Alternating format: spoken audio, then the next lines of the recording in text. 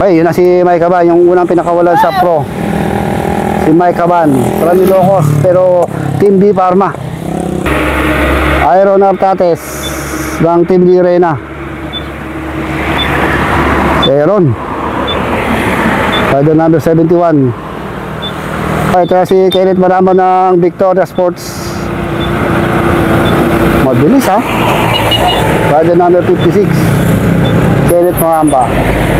Okay, may riders tayo dito parating from yun, Excellent Noodles. Si Muscle Mox pala yun eh. Sa pala yung Road Dimson, si Muscle Mox. Okay, this is Jairel Julian ng 7-Eleven from Llanera, Nueva Ecija. Gold medalist dito ng National Criterium 2023. Rider number 25, Jairel Julian. Hello, Matt Gonzalo ng Team Navy. Si Matt. Klaro, mukhang matutuok si Matt Gonzalo ha. Ng B Pharma na yun oh. Si Jovan Bruguesa ng D Reyna.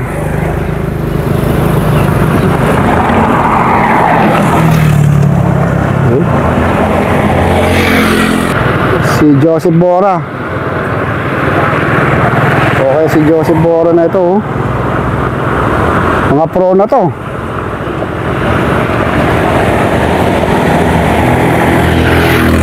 Okay, so this is King Vincent Mercado of 7-Eleven. Isang sprinter to ng 7-Eleven ha. Rider number 34, si Andre Fawe ng Team Navy. Go Andre.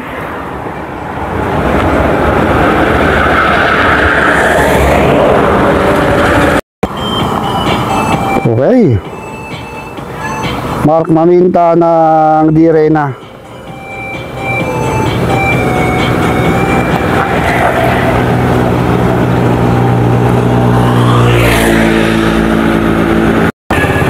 This is John Patrick Pagtalunan ng 7-Eleven.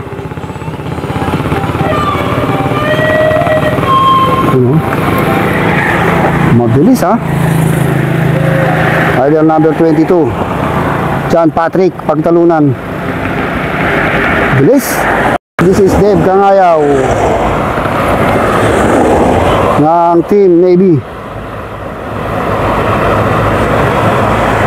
Standardize.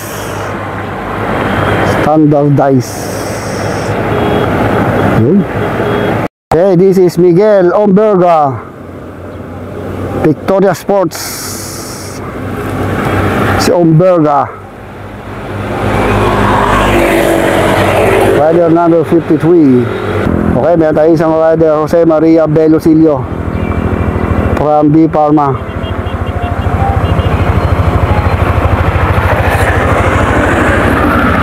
Yan timbang.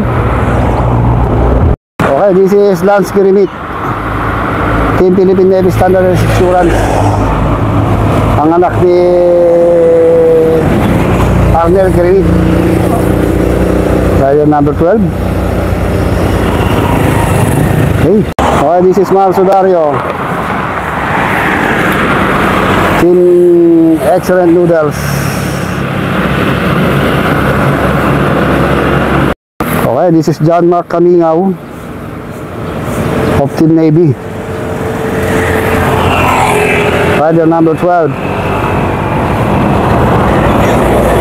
Mabilis yung sipa ha. This is Luis Krog of 7-Eleven. Uy, madiin ang pinal ha. Rider number 23, Luis Krog. Kayang sagad-sagad ha. Okay, this is Edson Corbadora ng Team Victoria Sports. Uy, panay-panay ha. Rider number 54. Okay, this is Steve Hora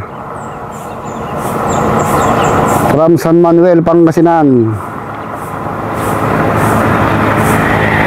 Yun, rider number 6, Steve Hora. Okay, ito si Rodney. Yun, climber din to eh.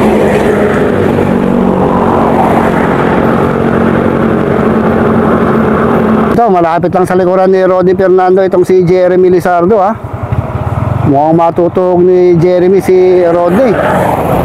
Kaya si... Okay. Dito 7-Eleven. Si Renz Michael Bondok. Okay, another from Victoria Sports. Si RJ Peralta. Loaded mo nga ako! RJ Peralta. Okay, this is Gilbert Valdez of Team D Arena. Ay, maghahusay ito sa ITT ha. Kaya last 2023 silver medalist yata ito sa national eh, sa individual time trial. Ito na, the pride of Nueva Vizcaya, Ryan Tugawin. Yun, susundan si Ryan Tugawin. Okay, this is the pride of Solano, Nueva Vizcaya, Ryan Tugawin. The kamikaze moves eka nga nila. Ang kanyang speed 49 kilometers per hour. Ang mga ito, napakabilis ng banat nitong si Ryan Tugawin, ang ipinagmamalaki ng bayan ng Solano, Nueva Vizcaya. Ito si Ryan Tugawin. Okay, so ito Ismael Grospe. Yun. Okay, this is Ismael Grospe, rider number 52. Dating Ronda Pilipinas best young rider and king of the mountain. Last year ay wala siya dito sa Tour de Vizcaya. So ngayon, papakitang gilas kaya itong si Ismael Grospe ngayon dito dahil ahon mga labanan dito. Maraming ahon. So ang kanyang speed, ako mabilis sa 50 kilometers per hour. Isa rin ito sa nag-i-improve ang kanyang sprint skill nitong si Ismael Grospe. Okay?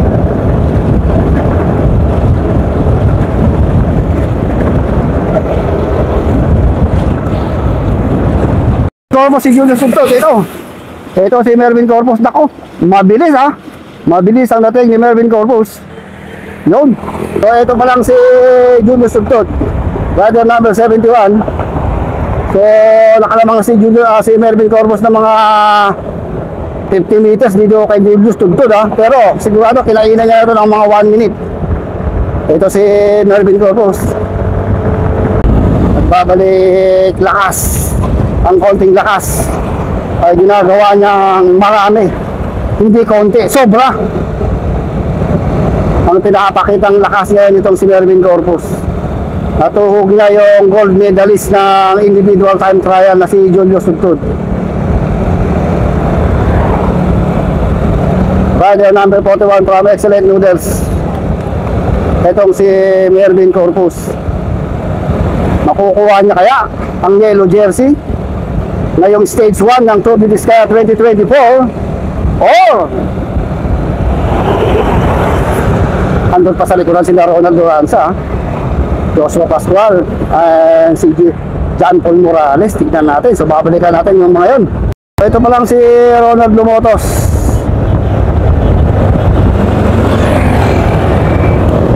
Nako, ito na si Marcelo Felipe. Mukhang matutuog niya si Ronald Lumotos.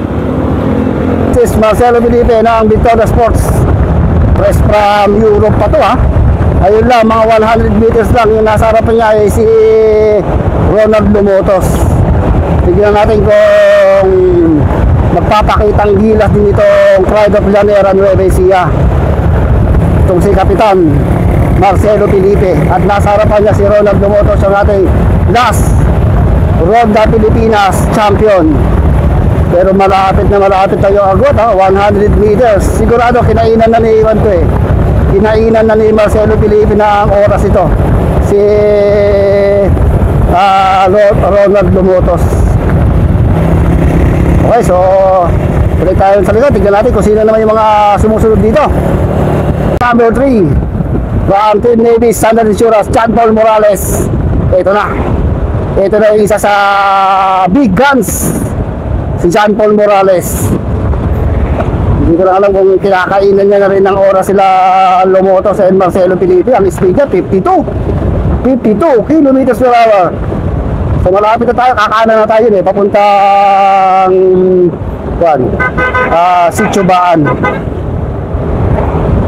So mabilis na yung speed na 50, 49. Last year maganda yung pinakita dito ni John Paul Morales dahil marami siyang points pagdating sa mga ahon.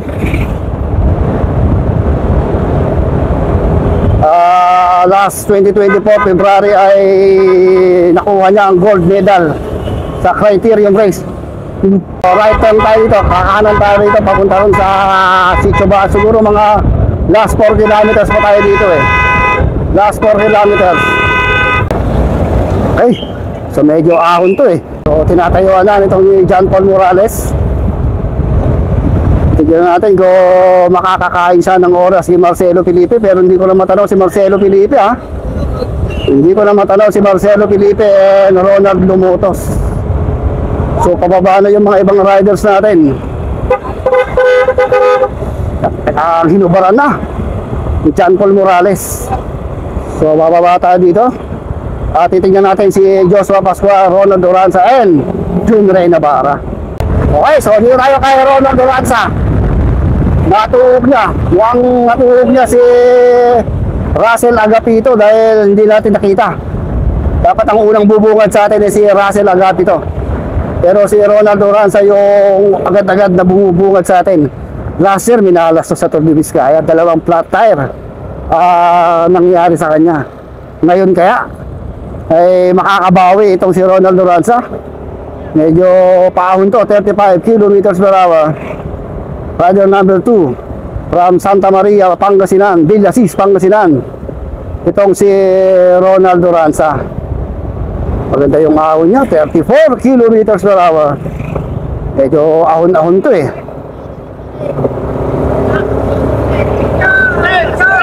So siguro mga last 2 or 3 kilometers na lang to to the finish line. So dalawa na lang yung nasa likuran natin, Joshua Pascual and Jun Rey Navarra. Eh si Russell Agapito pa pala. Natuhog ni Ronald Duranza, hindi namin nakita eh. Malamang sa malamang natuhog ni Ronald Duranza si Russell Agapito. Panay-panay ha. Panay-panay ang kanya pita, pero kala mo mabagal, pero ang 41 oh. 41, 42. Oh. Layo mo sa akin ha. Kilometers per hour.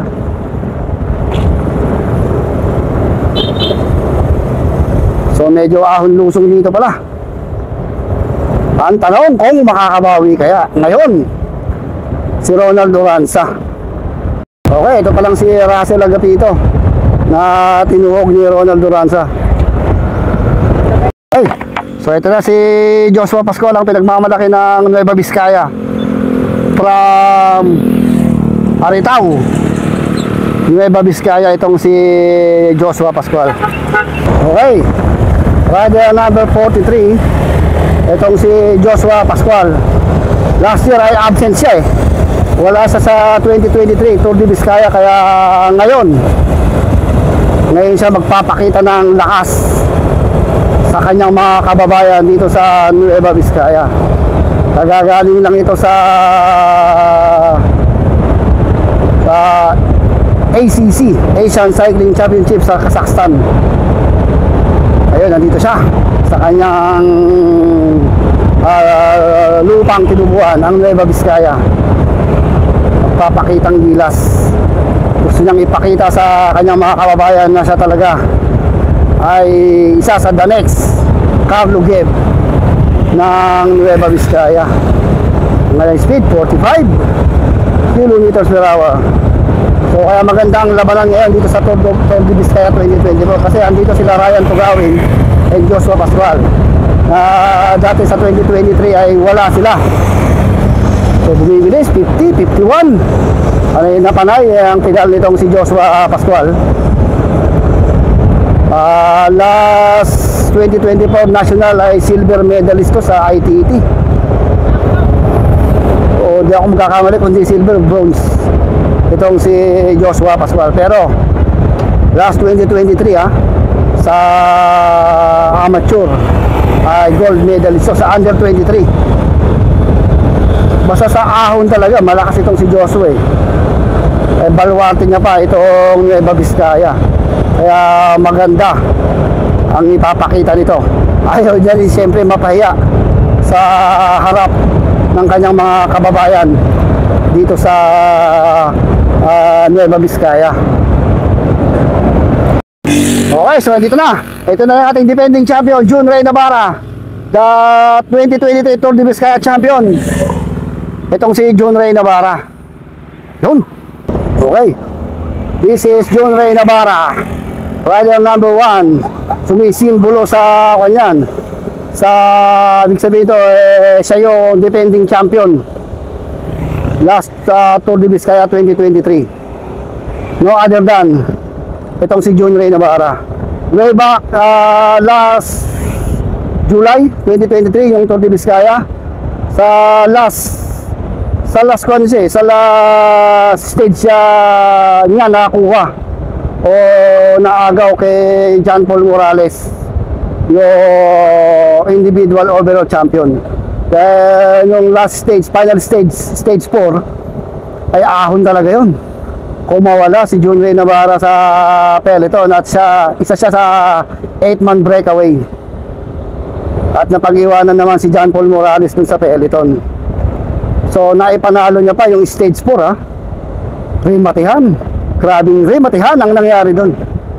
Yun ay isa sa mga sprint of the year ng 2023 versus kay Mervin Corpus. So may pang-remate rin to dahil last 2023 at 2024 National Road Championship ay nag-silver medal pa to. Kung hindi ako nagkakamali, silver medal sa criterium race itong si Jun Ray Navarra. So ang kanyang speed 41 kilometers per hour. Medyo maahon dito, medyo makunat, nga makunat to kalsadang binabagtas ng ating defending champion. He will defend. Kaya ang kanyang corona laban sa mga ibang riders from 7-Eleven, Go for Gold. Ahon to pakiwal-kiwal pala dito So malapit na tayo sa finish line. So yun yung mga tao. Natatandaan ko noong kalakasan itong Jun Ray Navarra sinolo breakaway niya from Isabela yata yun to Baguio pakiwal-kiwal pala tayo dito. So dito tayo sa finish line. Tapos mga last 800 meters na lang tayo to the finish line. Seryosong pumipida. Din na din. Sagad na sagad. Baon na itong si Jun Ray Navarra. 100 meters to the finish line. Seryoso, din na din. Sagad na sagad pa rin itong si Jun Ray Navarra. Siya kaya? Sino kaya ang magsusuot na ating stage 1 yellow jersey? Isang bilang isang race leader o overall leader dito sa stage 1 Tour de Vizcaya 2024. Ayun na din sa ganda 25 kilometers per hour. Jun Ray Navarra, tayo pa sila ganda. It's Jun Ray Navarra, rider number 1. Yun.